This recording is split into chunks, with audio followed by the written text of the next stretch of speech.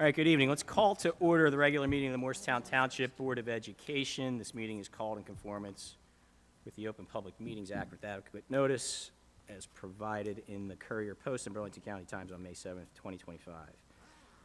Can I please get a moment of silence?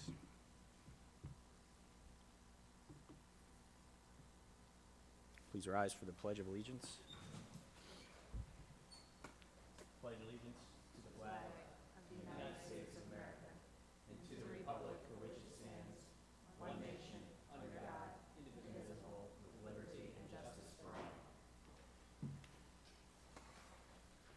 Would you take roll, please, James? Ms. Arcaro-Burns. Present. Mrs. Aurora. Mrs. Barnes. Mrs. Fowles-Macaluso.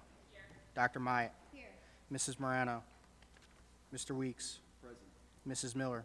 Here. Mr. Villanueva. Here. Thank you. Thank you. We don't have our student board reps here today. I assume they'll start up again in September. So we can skip straight to, well, first let's approve the minutes for the June 17th and June 30th, 2025 meeting. Can I get a motion for approval? So moved. Any comments or questions? All in favor? Aye. Any noes or abstentions? I'm abstaining from the second. Okay. June 30th. Thank you. Any other abstentions? Okay. Thank you. Good evening, everybody. Welcome to our August 2025 meeting. Just before school starts, I'm going to apologize in advance. We have a new agenda creation software, and so it may be a little clunky as we work our way through here. So thanks for everybody's patience as we get through it. First off, some really happy news.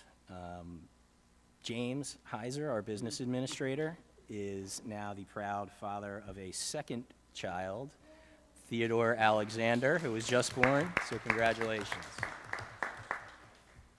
I am stunned that you're here and awake, given that you have a new newborn at home on top of James, little James, so congratulations.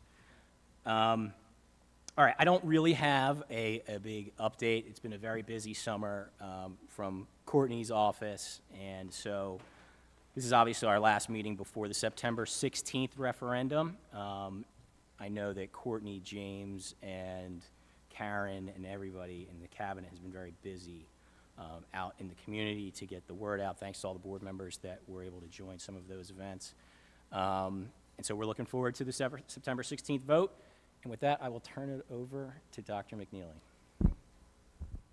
Thank you. So I certainly cannot list all of the referendum events that we've attended this summer, but I can say thank you to the board for figuring out events that we could go to, for participating in those events with me, and have this willingness of constantly inviting the school in to our events and milestones. And this is a big part of Moorestown's history, and we don't take it lightly. So I just urge everyone to vote on September 16th and make an informed vote. Additionally, tomorrow is a very big deal for our district. We welcome back our entire staff to the 25-26 school year. And of course, it is my first as superintendent, so I'm looking forward to addressing the staff with a vision and a goal for the year. Tomorrow, I'll discuss the vision for our district and challenge our staff to use the legacy of excellence I've been talking about as a launching point, not a stopping point. We'll also talk about working together to refine our practices and building trust through communication, being visible. And then finally, we'll continue to create a safe place for all of our students to thrive. So tomorrow is a very big day for us, and we're looking forward not only to the referendum vote on the 16th, but to welcoming back our amazing staff to get the school year started. So thank you, everyone, for your help in that work. I think Dr. Benton will give us the graduation report. Yes, so good evening, everyone. I am going to go over tonight the performance from our New Jersey graduation proficiency assessment that our grade 11 students take, as well as the WIDA access performance results for our multilingual learners for the district, including. 2025 graduation report. Do you mind pulling the microphone a little closer? Sir? Yeah, thank you. I wasn't gonna stand because I didn't have the audio. Colleen, you gotta do it. It's not gonna. Okay. Okay. So every year, our 11th grade students for the last 3 years have taken the New Jersey Graduation Proficiency Assessment, the NJGPA, as part of their testing requirement to meet graduation. This is, like I said, our 3rd year doing that, and this test both English language arts and mathematics. The ELA component is aligned to our grade 10 standards, and the math component is aligned to the Algebra 1 and geometry standards. This year, we are currently awaiting guidance from the state regarding the graduation requirements for the class of 2026 and beyond. Over the past 7 years, we've had the opportunity for students to meet their graduation requirement both through a state assessment, which that state assessment has changed from the PARC assessments and then the NJSLA grades 9, 10, and 11, as well, and then now we have the New Jersey Graduation Proficiency Assessment. However, students also had a second and a third pathway, and that included being able to meet a required score on an alternative assessment such as SATs, PSAT, or they could prepare a graduation portfolio,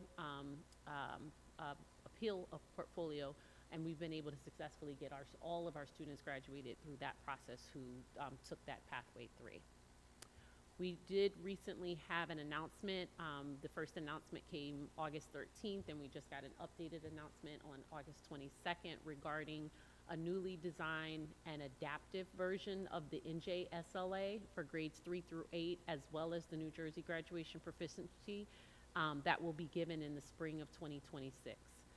We don't have a lot of information. The state has just announced training sessions that our district testing coordinator and technology coordinator will go to, but we do know that there is a new vendor called Cambium that is replacing Pearson, and that the state is going to require field testing of those adaptive forms of the test in the fall of 2025. So we will have more information, and every year I send out a communication to parents notifying them of the assessments that we'll be taking, and so we hope to have more information when that communication goes out. So for the class of 2025 who took theirs in grade 11, I'm sorry, not the class of 2025, the class of 2026 who were grade 11 this year, these are their performance results. We had 294 students test in ELA, 293 in mathematics. And the cut score for that is a 725 or higher in both math and ELA.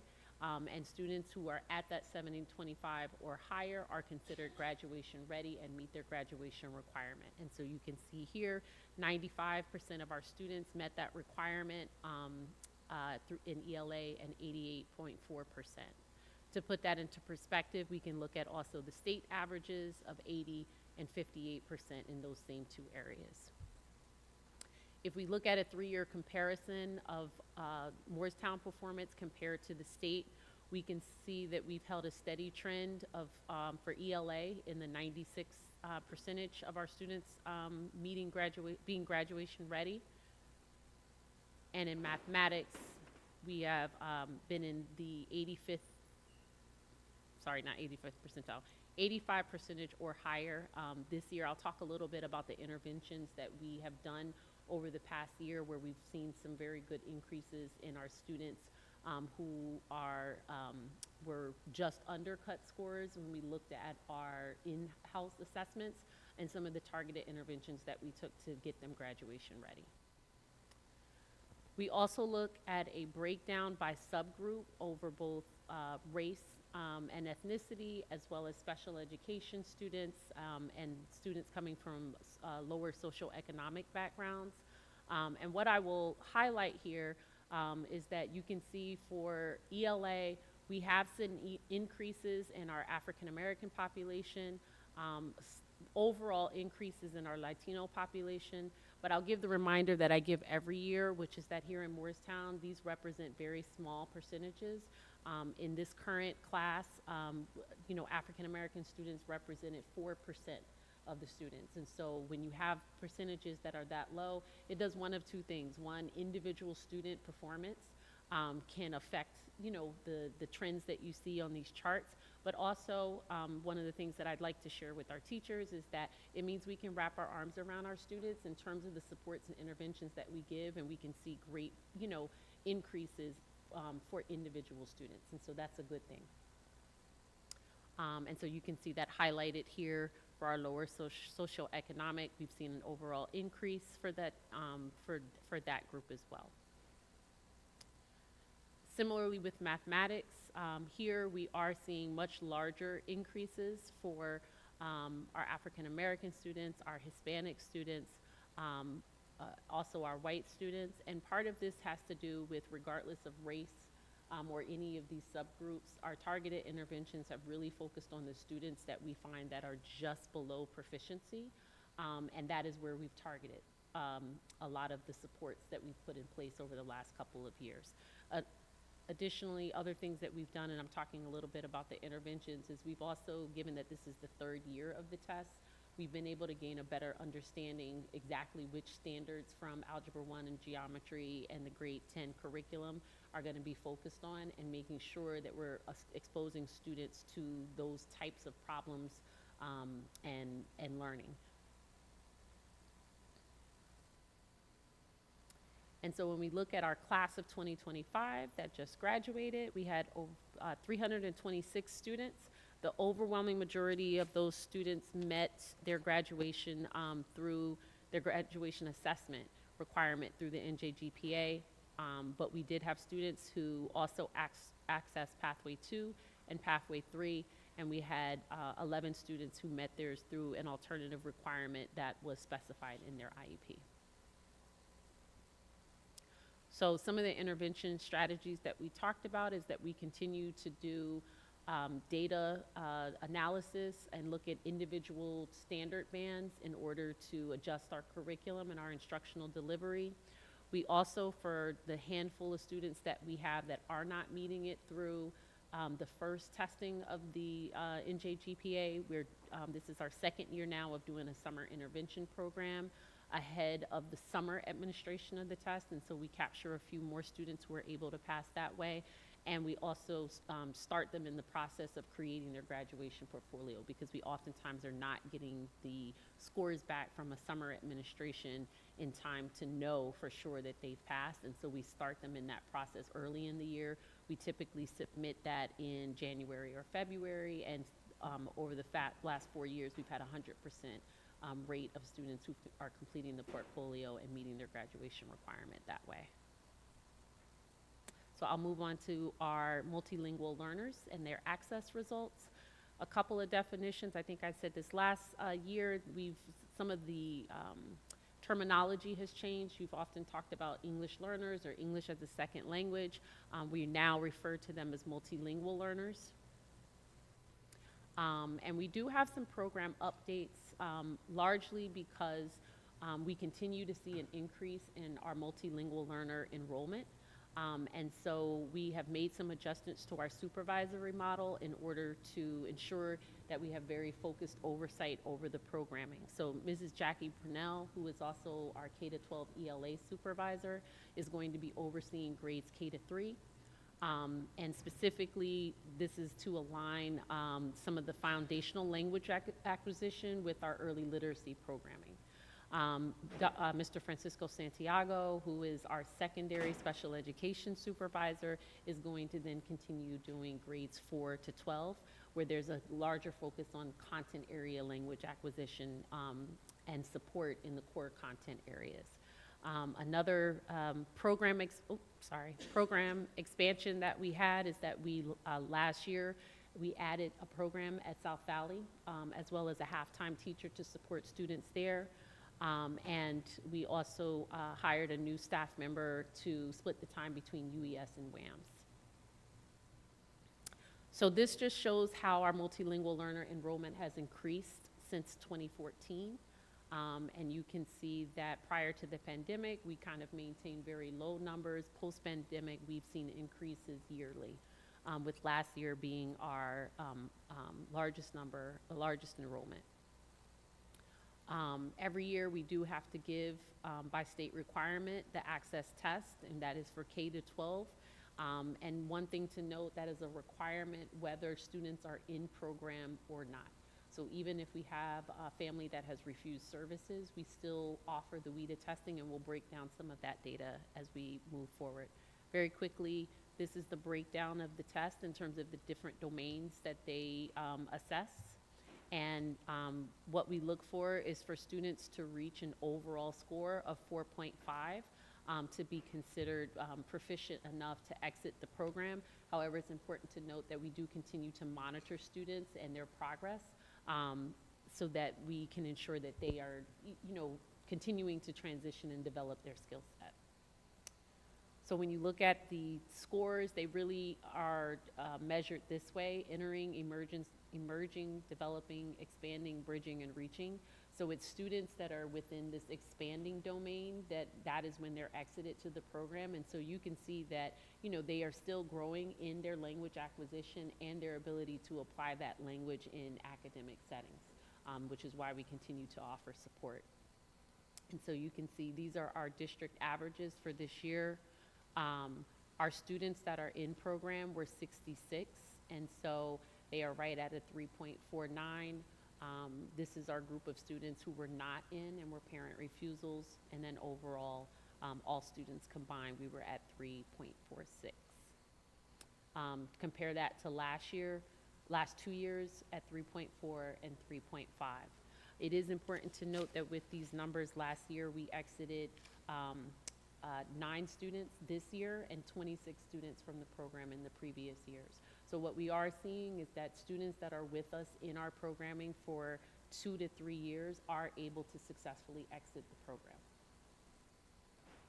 And so this kind of just shows the breakdown of our ML enrollment. About 68% of the students that are in program do fall into this developing and expanding range. And so, we are moving, our goal is to move students, further into this band and exiting the program. So some of the initiatives that we've had really over the last 2 years, we continue to have as a district PD goal supporting our multilingual learners. Our Roberts staff, where we had our first K to 3 program, has been fully trained in sheltered English instruction, and we're now adding South Valley and UES staff in that. Sheltered English instruction really is for our general education teachers to better support students at a Tier 1 interventions in the classroom as they're learning core content. And our next steps are to continue those cohorts of teachers, specifically at the secondary level. We're also looking at some creative ways of using our Title III funding. We've traditionally used it for after-school tutoring, but given our increasing enrollment, we're also looking to better engage our parents through parent engagement nights and giving them opportunities to understand, one, how to navigate our district systems, how to support their learners at home, and being able to offer strategies for how they can engage their learners in learning. Additionally, we are using building signage to support conversational language acquisitions. So think, common words that we might use, like the light switch in the classroom, and being able to give students, the opportunity, what is this in English and what is this in my home language, in the bathroom, different signs around there, which also goes, I think, a long way to making schools more inclusive. And then we are also using the money for supplemental literacy and communication resources, both for students and parents. And that is our report for there. Do we have any questions?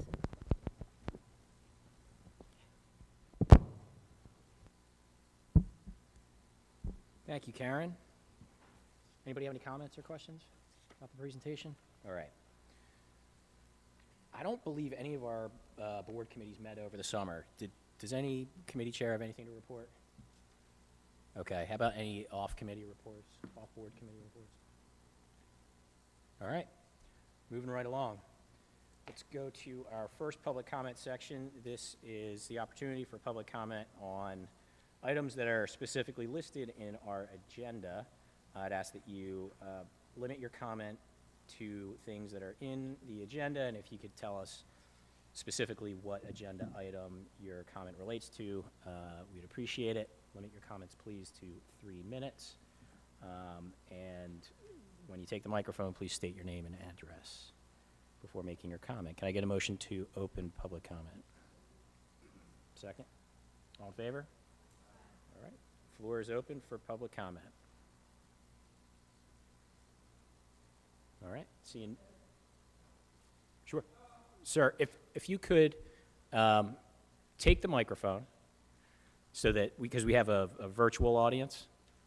And if your comment is related to something not on our agenda, we're going to have another public comment section in probably about 5 minutes that's broader than this one.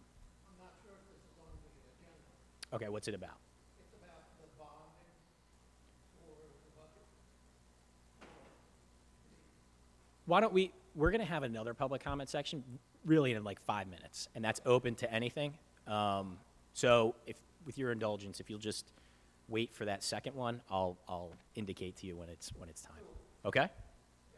Thanks. Anyone else? All right. Can I get a motion to close public comment? All in favor? Thank you. All right. Moving on to items that we're voting on tonight. Focused on Article 9 of our agenda, reports to the board. Could I please get a motion for the approval of items 1 through 5 in Article 9A? Any comments or questions? All in favor? Noes or abstentions? Thank you. Article 10. There are 2 items here. James, do we have to vote on these separately? Do you know? We typically do that separately. Okay, so let's stick with that. Can I get a motion for the approval of the out-of-district placements for 2025, 2026?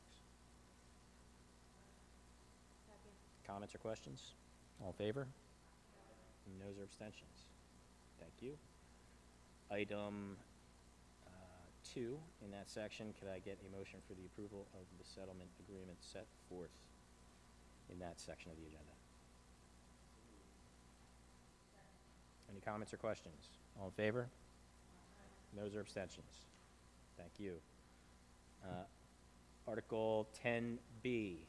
Can I please get a motion for the approval of items 1 through 11 in that section?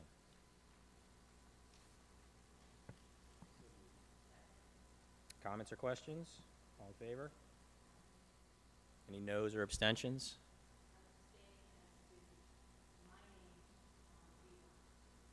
Okay.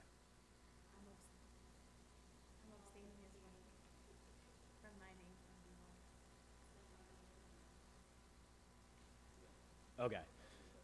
All right, so everybody, yeah, that, just so that relates to an expense that was related to travel to, what was it? The board convention. So board members that attended are appropriately abstaining from reimbursement for that. Thank you.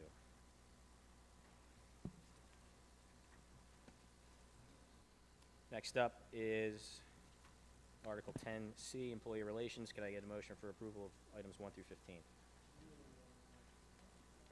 Oh. 1 through 5. Okay.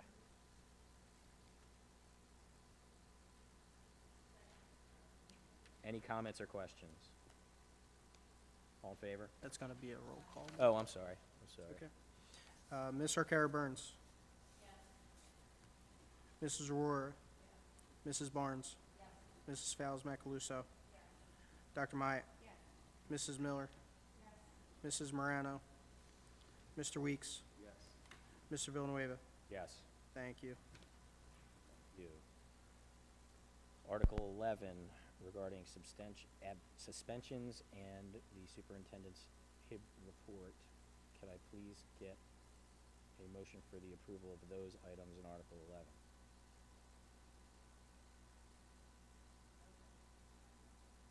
comments or questions? All in favor? Any noes or abstentions? Thank you. Anybody have any old business? Any new business? All right. Now we're to our second public comment section. This is for any item on or off of our agenda.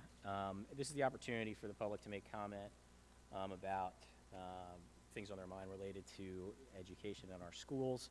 I'd ask that you please limit your comment to 3 minutes. This isn't a question and answer session, so to the extent we have a response to a question or comment, we will do so after we close public comment at the end of the meeting. So could I please get a motion to open public comment? All in favor? All right. If you'd like to make a public comment, please approach the microphone, state your name, address, and the floor is yours.